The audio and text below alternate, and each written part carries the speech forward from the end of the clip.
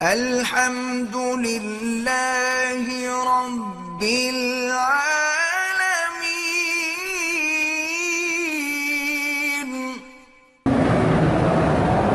میں نے اپنی بیوی کو 3 طلاق دے دی، عدت پوری ہو گئی، نکاح نہیں کر سکتے، نکاح آپ کا ہو ہی نہیں سکتا، وہ تو مستقلاً آپ پہ حرام ہو گئی۔ فَلَا تَحِلُّ لَهُ مِن بَعْدُ حَتَّى تَنكِحَ زَوْجًا غَيْرَهُ، جب تک وہ کسی دوسرے سے شادی نہ کرے وہ اپنے منشے پہ چھوڑے، وہ کرائے کا گھوڑا نہ ہو ایک رات کے لیے۔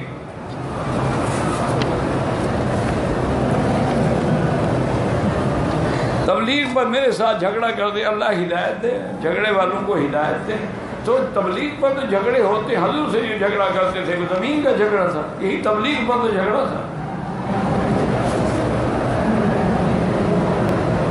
احرام کی حالت ملتظم کے کون ہاتھ لگا رہے، طواف سے ایک بات، بہرحال اگر ہاتھ لگایا تھا تو فوراً دھو ڈالے، خوشبو آ رہی ہو، نہیں دھویا تھا 2-4 ریال خیرات کر دو۔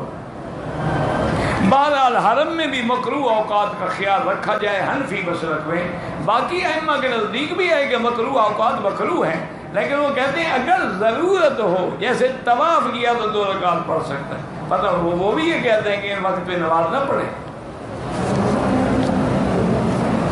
نیک بھی ہے، فرما بردار بھی ہے، بہت خوبصورت بھی ہے، لیکن میرا اس کے بعد جانے کو دل نہیں کرتا، طلاق دے دو تاکہ کسی شریف آدمی کے ساتھ شادی کر لیں، پھر تمہارے دل کا پتہ لگ جائے گا نا۔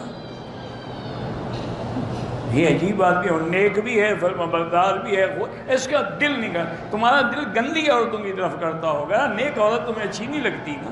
الخبیثات للخبیثین والخبیثون للخبیثات والطیبات للطیبین والطیبون للطیبات، پاکیزہ مرد پاکیزہ عورت کو پسند کرتے ہیں اور خبیث خبیثہ کو پسند کرتے ہیں۔ الزانیۃ لا ینکح الا زان، زانی عورت زانی مرد سے شادی کرتی ہے اور زانی مرد بھی زانی عورتیں ڈھونڈتا ہے، تو تم کسی خبیثہ پر دل دے بیٹھے ہوگے نا، تو اسی لیے اس بیچاری پاک بات عورت کو نہ لٹکاؤ، فارغ کر دو۔ 9 محرم اور 10 محرم کو دیگیں پکانا اور شربتیں پلانا، یہ حضرت حسین کا نہیں، یہ یزید کو خوش کر رہے ہیں۔ بھائی حضرت حسین پیاسے شہید ہو گئے اور تم جناب کھانے کھا رہے ہو، سبیلیں لگائی ہوئی ہیں، شربتیں بھی، تو یزید کو خوش کر رہے ہو نا کہ تم نے اچھا کیا، اس لیے ہم دیکھو خوشی کر رہے ہیں۔ اگر تمہیں حضرت حسین کا غم ہے روزہ رکھو۔